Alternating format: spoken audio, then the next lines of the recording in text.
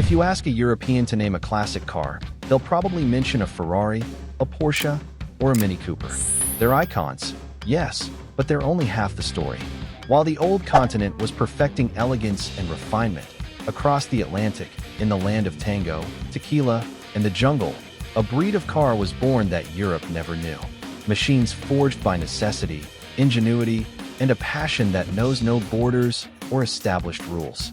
We're talking about Brazilian sports cars with a design so low they'd make an Italian engineer think twice.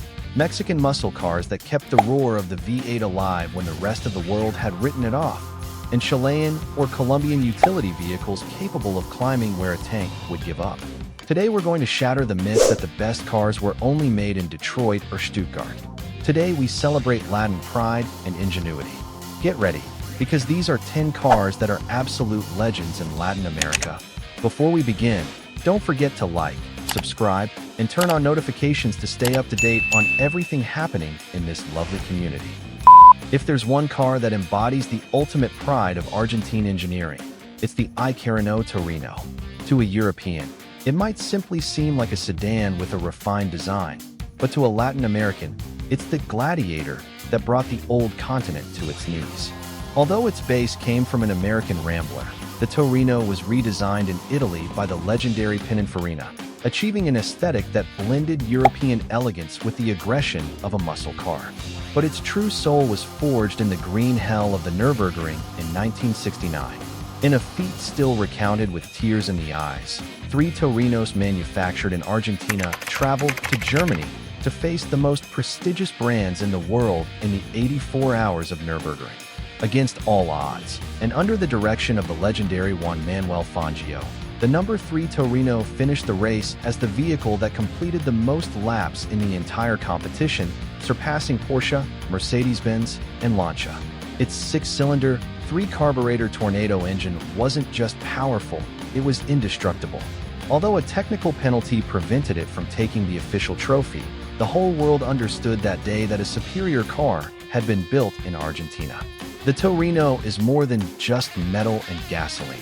It's the symbol of a nation that dared to challenge the giants in their own backyard and proved it had the talent to win. A gem that's completely unknown in Europe, but in the southern part of the continent, it's simply timeless. In the 1980s, while muscle cars were disappearing in the United States and Europe under strict emissions laws and the trend towards smaller engines, a rebel was brewing in Mexico, the Dodge Magnum. To a European, this car is a complete enigma, a piece of engineering that shouldn't have existed in that era. While the rest of the world resigned itself to boring, slow cars, Dodge Mexico decided to give its audience what it truly craved: pure power and an intimidating aesthetic. Under its hood, it concealed the legendary 360 V8 engine, a beast that delivered torque and acceleration no longer seen in North America.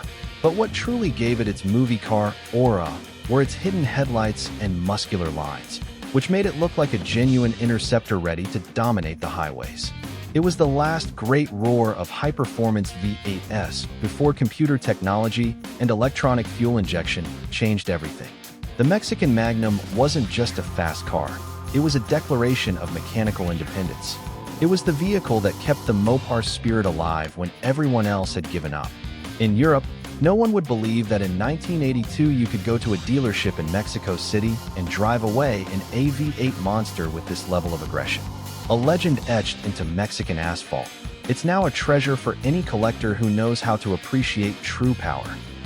We traveled to the foothills of the Andes to discover a story of speed and survival.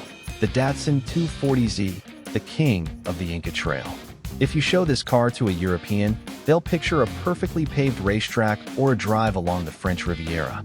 But in Peru, the 240Z became a monster of mud, rock, and altitude.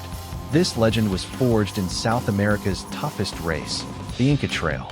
Here, Peruvian drivers took this elegant Japanese sports car and transformed it into a war machine capable of crossing mountain ranges at over 4,000 meters above sea level. It wasn't just about speed, it was about extreme engineering. Mechanics had to adjust the carburetors mid-race to prevent the engine from altitude sickness, that is, from losing steam due to the lack of oxygen at the Andean peaks. Seeing the 240Z leaping over brutal potholes and skidding along the edge of deep ravines forever changed the perception of the brand in the region. While the rest of the world saw it as a stylish car, in Peru it was revered as an indestructible warrior that conquered the most challenging roads on the planet. It's the perfect example of how Latin American talent can take a foreign design and push it to limits its creators never imagined. A mountain legend that Europe never got to see in its wildest state. We crossed into Chile to explore one of the most curious and courageous vehicles on this list, the Citroën Jaguar. A European might see this car and think it's a toy or a failed prototype, but for Chileans in the 1970s, the Jaguar was a lesson in humility and survival. During a period of economic isolation, Chile decided to create its own national car using the mechanics of the Citroën 2CV, but with a simplified metal body, almost entirely handcrafted. It lacked luxury doors, aerodynamic curves, and in many cases, even a hardtop. But what it lacked in elegance, it more than made up for in bravery. The Jaguar was tested in some of the harshest conditions on the planet, from the scorching heat of the Atacama Desert to the icy winds of Patagonia. Even the Chilean army used it to patrol the borders, demonstrating that its lightness allowed it to glide over terrain where heavier vehicles would inevitably get stuck. It was nicknamed the poor man's car, but it ended up being the car of heroes. The Jaguar is living proof that a car's strength isn't always in its engine's horsepower, but in a people's will to keep moving regardless of the difficulties. A piece of history on wheels that represents Latin ingenuity in its purest form, and which today is an absolute rarity that no European could understand at first glance. We arrived in Colombia to talk about a phenomenon that defies all automotive logic, the Renault 4, affectionately known as the faithful friend. In Europe, the R4 was a practical and modest car for shopping trips or outings in the countryside. But in Colombia, this little giant became an off-road legend, the first member of the family, and an engine of national progress. For a European, seeing a Renault 4 is seeing an old-fashioned city car. For a Colombian, it's seeing a warrior that conquered the Andes Mountains. Due to the country's rugged geography, the R4 was subjected to tests its French designers never imagined. Colombians discovered that its suspension was so robust and its mechanics so simple that the car could climb muddy tracks, cross rivers, and haul sacks of coffee up impossible slopes where only mules or specialized jeeps could go. It was manufactured at the Safasa plant and became a symbol of status, freedom, and ingenuity. The faithful friend didn't just transport people, it transported dreams. A whole cult following has grown up around it, with clubs that undertake extreme journeys that would leave any modern SUV owner speechless. The Colombian Renault 4 is proof that you don't need a V8 engine to be a legend. You just need a heart of steel and a country that never stops. We travel back to Venezuela in the late 70s and early 80s, a time when oil flowed freely and gasoline was cheaper than water. In this setting, a giant was born, the Ford Conquistador. To a European accustomed to compact cars and narrow streets, the Conquistador might have seemed like an aircraft carrier out of place, but on Venezuela's wide highways, this car was the undisputed king of the road. Based on the platform of the Ford LTD and the Crown Victoria, the Conquistador was the ultimate expression of status and comfort. It was a sofa on wheels powered by a gigantic V8 engine that didn't ask permission to accelerate. In Venezuela, owning a Conquistador wasn't just about having a means of transportation. It was about owning a symbol of success. Its vinyl trim, spacious interior, and that feeling of floating above the road made it the preferred vehicle of wealthy families and top executives. But what was most impressive was its durability. Despite being a luxury car, it was designed to withstand the high temperatures of the tropics without complaint. While in Europe luxury was measured in technical precision, in Venezuela it was measured in meters of steel and the roar of an American engine adapted to local tastes. The Ford Conquistador is a reminder of an era of boundless grandeur and comfort, a legend of petrol-fueled luxury that today is a piece of pure nostalgia that few outside its borders truly understand. Prepare to discover what many consider the most beautiful Volkswagen ever made, the SP2. If you show a picture of this car to a European, they'll most likely think they're looking at an exotic Porsche or a limited edition Italian prototype. But the reality is far more fascinating. This sports car, with its flowing lines and incredibly low profile, was designed and manufactured entirely in Brazil, independently of its headquarters in Germany. Born in the 1970s as a secret project called Project X, the SP2 was Brazil's answer to the need for a stylish and sophisticated sports car. Its steel body is a masterpiece of design, an endless hood, a fastback rear, and a height so low you practically feel like you're sitting on the ground. However, it had a curious secret. Despite its supercar appearance, under the hood it concealed a modest 1,700 cubic centimeters air-cooled boxer engine. Back in the day, Brazilians joked that the initials SP stood for no power, but time has proven its beauty right.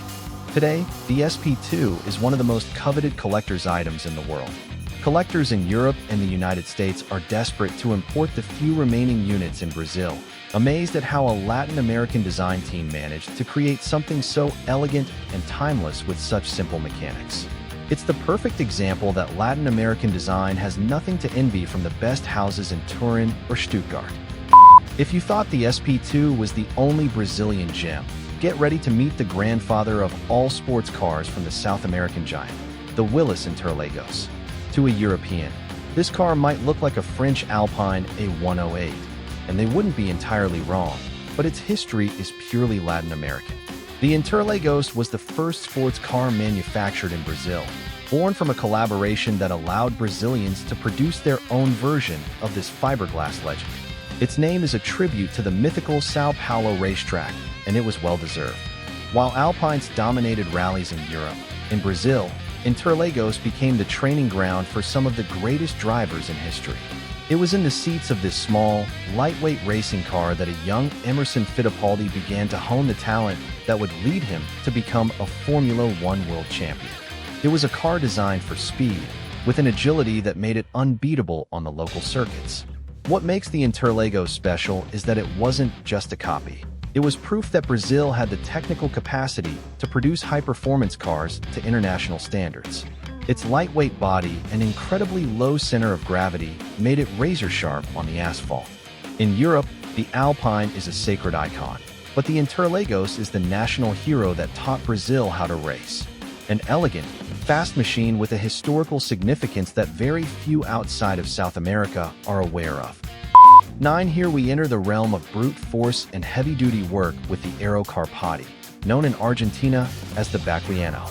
A European might see this vehicle as a rustic and outdated truck, but for the inhabitants of Uruguay and Argentina, this machine was the backbone that built their cities and worked their fields.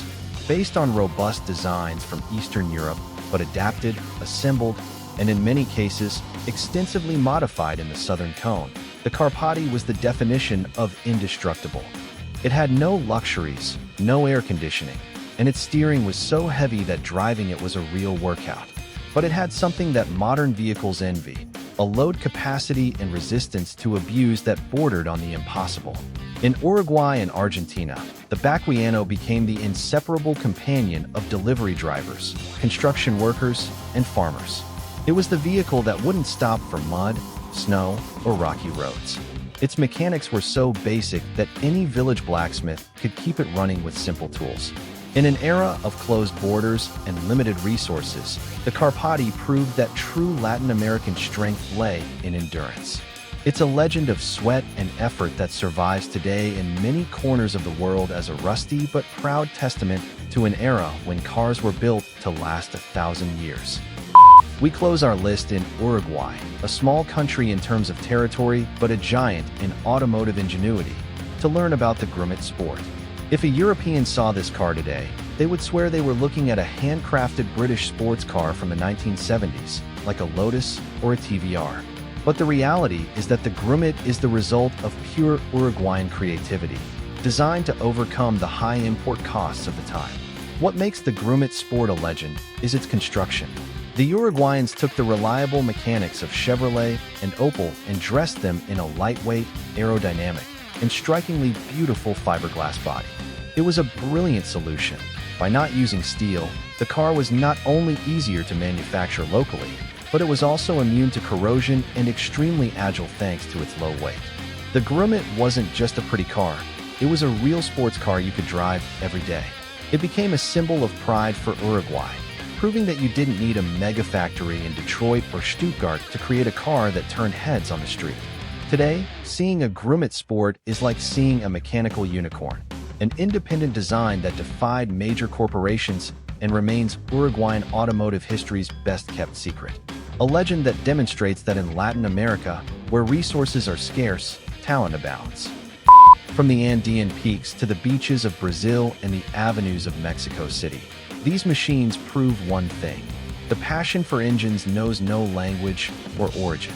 While the rest of the world looked to the same old faces, Latin America was writing a parallel story full of ingenuity, sacrifice, and a unique roar that refuses to die. Each of these 10 vehicles is a reminder that when resources are scarce, Latin American talent abounds. These are cars that not only transported people but also forged identities, won impossible races, and became the pride of millions who, years later, still remember them with a smile. But this list is just the beginning. We know we've missed many, from the iconic rally cars of Argentina to the legendary modified sedans on the streets of Venezuela or Puerto Rico.